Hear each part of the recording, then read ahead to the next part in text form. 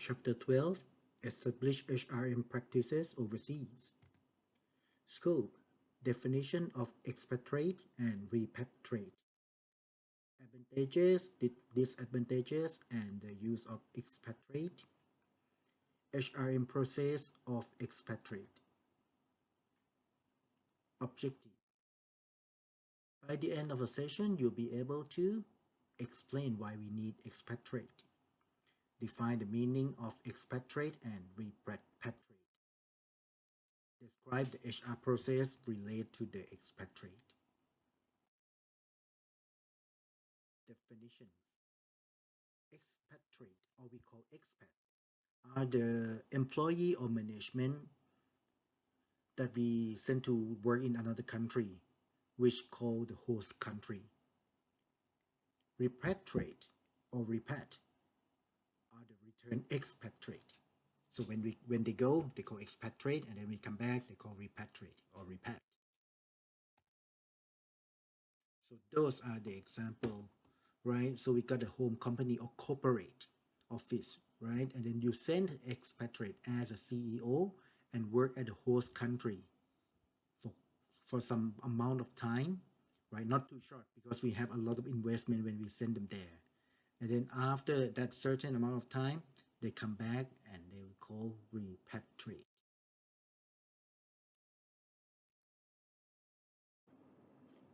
Advantages and disadvantages. So the advantage of having expatriate is, yeah, let's see one by one. Less communication barrier with the headquarters. So we send our people over there, right? So we can communicate much easier than communicate with the people, the local people on the branch or branches, right? Even we speak good English, but still people from our company should be easier to talk with. Next one, yeah, it relate in the same similar way. They understand organization culture, so they know the people who that we send there, the expatriate. Let's say expat, yeah, the expat know how do we work around here, right? What do we do? How do we work around here? So yeah, smoother work. Next one, more reliable. Yeah, of course. The people that we're gonna send there are people who you that work in the headquarter before, right? They work with us before. We know how do they work. We select them carefully. We train them, and then we send them there. So they are more. We know them better. They are more reliable than the people over there, local people at the branches. Next one, promote inner motivation. Right. So we can see that, oh, if you work good, yeah, you have a chance to move and work overseas with package of benefits, right? So it promote the motivation internal the headquarter too. Next one, international experience. So this one is a feedback from the expat that we send, right? So they go to the branches, they go to the branch in the another country, and then they see the culture around there. They learn, they gain the they gain experience, they get the information, and then they put the feedback to us, so we can understand the people or culture in the branch better. The use of expat. So first one, succession planning. So as we remember, as you should remember, uh, succession plan is the replacing plan, right? So once the management leave, there must be some people that we prepare to get in that position. And there are many ways to prepare them, many ways to train them. One of them is learning by doing, giving the job to them, right? So expat is one of the preparation way for the succession plan. Send them there, do the management job, and then come back and hold that position back at the headquarter office. Next one, coordination and control system. Right, so to send someone from our company to work in the branch, that that is just like, let me go back a little bit. It's just like here, over here, right? Better communication, better understanding.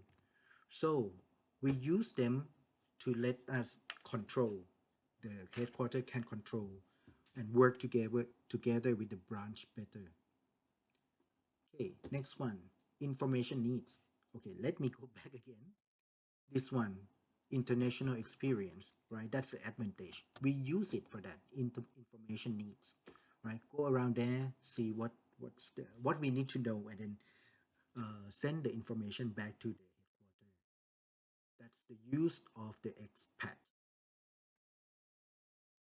Then disadvantage. Let's see. Over here, the first one is the motivation on branches.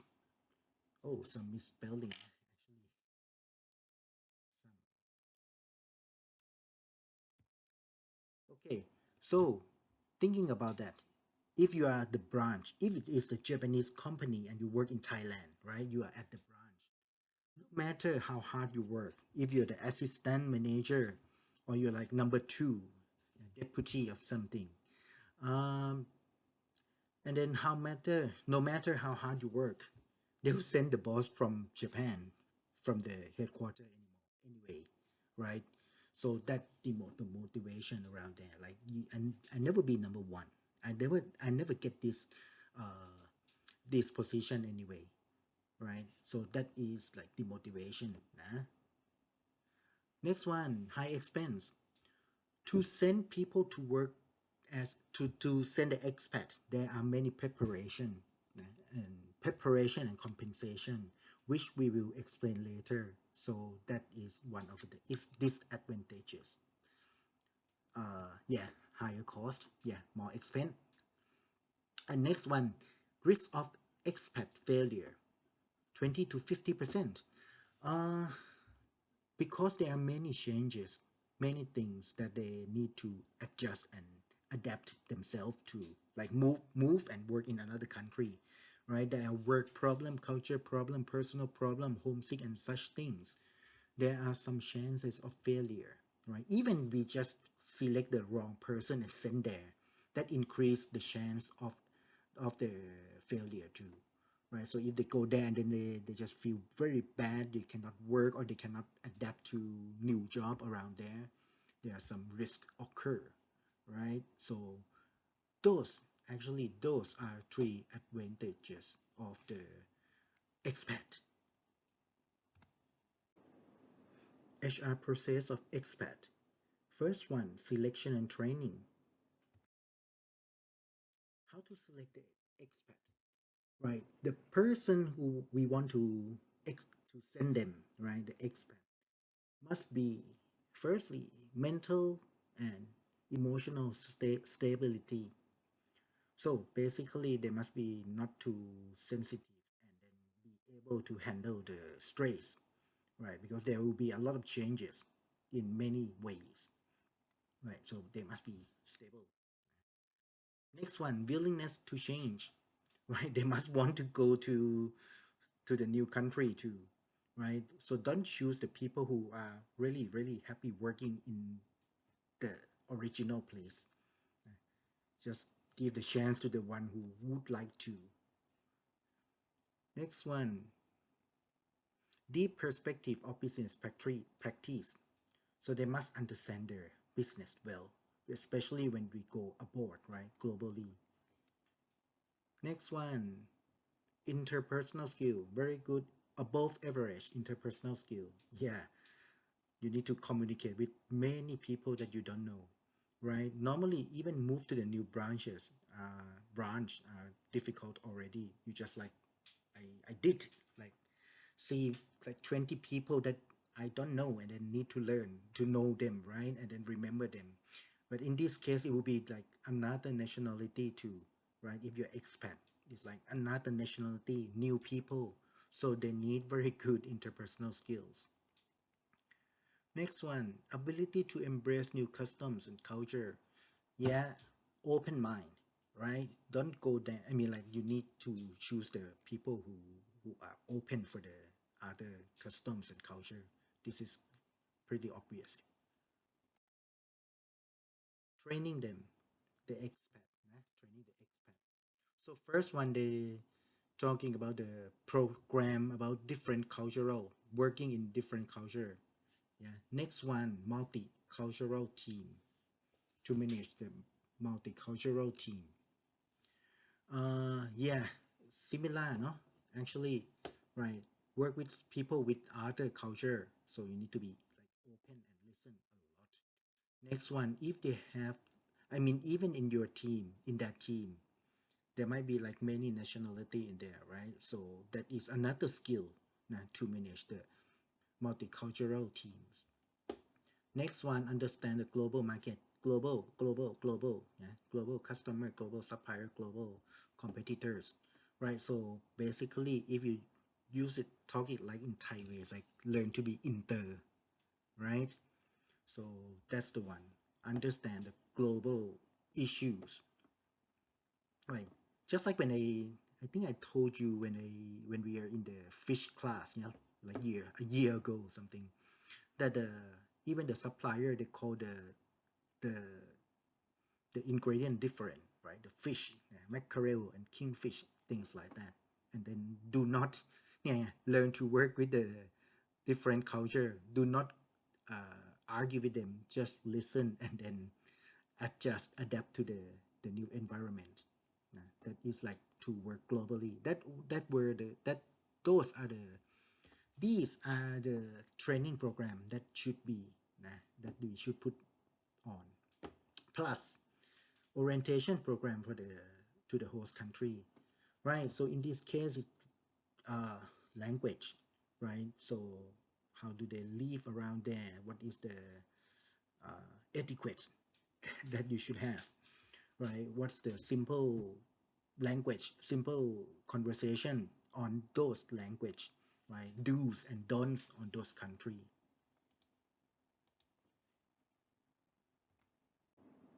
Now we talk about the compensation for the expat. Let's see. So, in additional for the normal salary that they have, right? What else do we have to put on for them? What are the compensation, right? The first one is the service, foreign service premium. So extra money for working away. So like it depends, yeah. But over here they mentioned 10 to 25% for from the base salary, just for working over there, right? And the rest over here that they mention are all allowance. So firstly, housing allowance. It can be both, right? They can give you money for the housing allowance, or they can provide the house for you, right? Accommodation. They can provide accommodation for you. Next one, utility allowance, right? So fixed amount above the salary. So those are some other allowance a part of housing, for example, telephone, internet, such things. Next one, education allowance. This one is like in case that you have children. This is like a big package, yeah, for the higher position, the management position. Sometimes they just like bring the whole family, right? So yeah, housing and then education, transportation for the whole family, such things like that. Next one, home leave allowance. This one is the transportation basically. Nah, so one round trip of the over here they said the business class, one business class trip per year. Next one, membership allowance. These are other uh, what is it called? The premium. Yeah, those premium. Yeah, there are some other premium club and such things. However, when I work in Dubai, they also give me the furnish allowance, logistic allowance, right? So there are some allowance for me like to ship my furniture to the country to just to share.